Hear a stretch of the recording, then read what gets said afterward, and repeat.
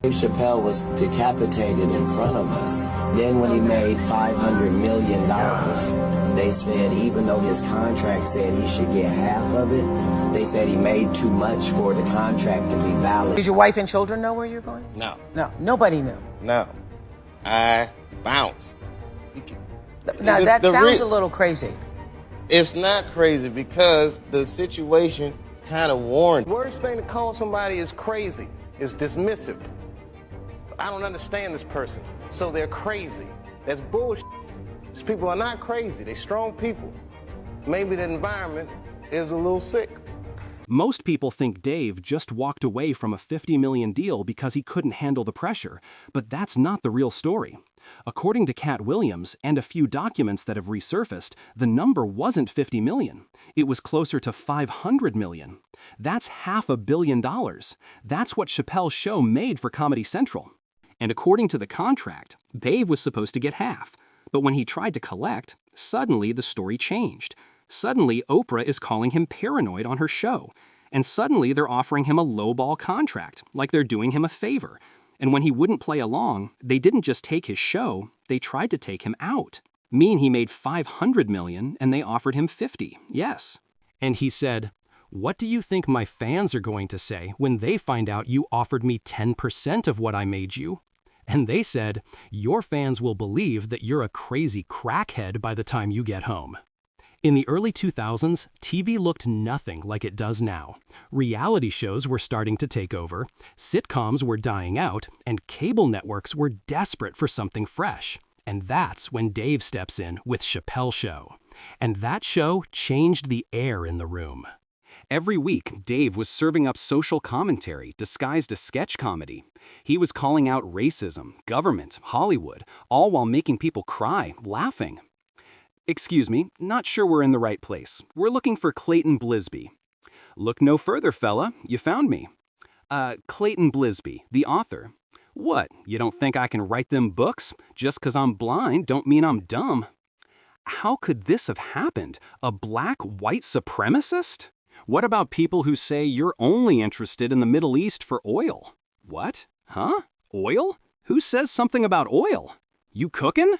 Only way I open the studio up now, y'all gotta walk uptown to the Bronx and get breast milk from a Cambodian immigrant. I only drink the finest breast milk. Dave wasn't afraid to make everybody uncomfortable, including the people signing his checks. And yet, the show was a gold mine.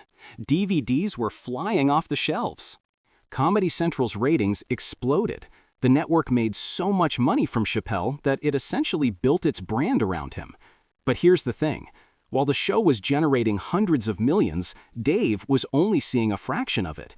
And that's where the story starts to twist, because once the money hit a certain level, the game changed, and so did the rules. Dave's contract didn't allow him at the time to speak out on what was really happening. But that's when Katt Williams stepped in. According to Katt, the Chappelle Show didn't just make a few million for Comedy Central. It pulled in $500 million, $500 million, and Dave's contract said he'd get half of whatever the show made.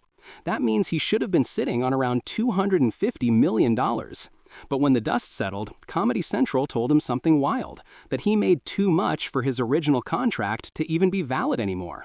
So imagine that. You create the biggest show on their network.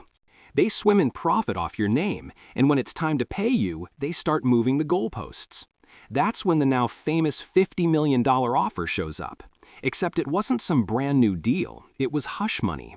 It was their way of saying, take this little piece and keep working or walk away with nothing. And Dave wasn't stupid, he saw the trap. Because once he signed that, they'd own not just the show, but his image, his words, his mind. And you already know, when artists push back, when they dare to demand what they're owed, that's when the character assassinations start. Like Katt said, they assassinate your character before they assassinate your contract. And Katt's not exaggerating any of this. Those old enough to remember when this happened know that after that contract drama with Comedy Central, Dave escaped to Africa without even telling his family where he was going. Think about it. Why would he do something so drastic unless he thought he was in danger? Actual physical danger. In fact, when Dave returned from Africa and appeared on the Oprah show, he revealed that he wasn't just called crazy, he was pressured to take antipsychotic medication. So I got ahead of schedule and I bounced, and I didn't tell anybody where I was going. The whole time they're trying to convince me I'm insane. They were trying to get me to take psychotic medication. Yeah. Like I'm sitting around, I was stressed out, but the people that were telling me I was insane, I believed that they knew what was going on. So, this was troublesome. Yeah. I said, I'm not taking this medicine, man, because I know these people be trying to control you or maybe discredit you. I was afraid, But you were stressed out. That's why. There's no question, but it's very stressful for someone to constantly walk behind you and say you're insane. Oh, hey, how about this?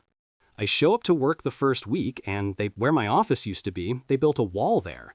Why? I didn't know why, but it came out later that they were like, well, they said you wanted it. I don't want to be walled up at the office, hanging. And that's when the tone around Dave changed overnight. One minute, he's the hottest comedian in America. The next, he's a crazy crackhead. The media suddenly had this script they were all reading from. Dave Chappelle rejects $50 million. Dave Chappelle flees to Africa. Dave Chappelle suffers mental breakdown, blah, blah, blah. It was a full-blown PR operation. Not just random gossip, but coordinated damage control. Dave later said it himself. Once he started pushing back on certain skits, questioning how the show was being run, people around him started acting different.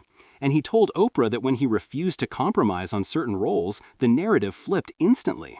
They wanted to convince him he was the problem. Why'd you walk away from $50 million? Well, I wasn't walking away from the money. Yeah. I was walking away from the circumstances Uh-huh. that were coming with the newfound plateau. Yeah. It takes a while when you punch through to adjust to the atmosphere. Mm-hmm. It was completely outside of my frame of reference. I've been in show business since I was 14, and I've heard the stories Mm-hmm. of what happens, and I've seen these kinds of things play out in front of me. Okay, when you say you heard the stories, what do you mean? What stories? I mean, you see, before, look at Mariah Carey, made a $100 million deal, and 3 months later, she's all of a sudden mysteriously crazy. Omar Lawrence punches through, and he's waving a gun on the street, screaming, "They're trying to kill me." Yeah. We hear those stories, and it always happens around a time in their career where it seems as though they're crossing over next plateau. Yeah. Would you say you lost your mind? Sort of. No, not exactly. Okay, I wasn't crazy, but it's incredibly stressful. And once that crazy label sticks, y'all, you're done. The headlines do the rest. The same thing happened to Katt, Britney, Kanye, and many others before them. And that's the same pattern every time. Push back against your handlers, get labeled unstable, then watch everything you worked for disappear.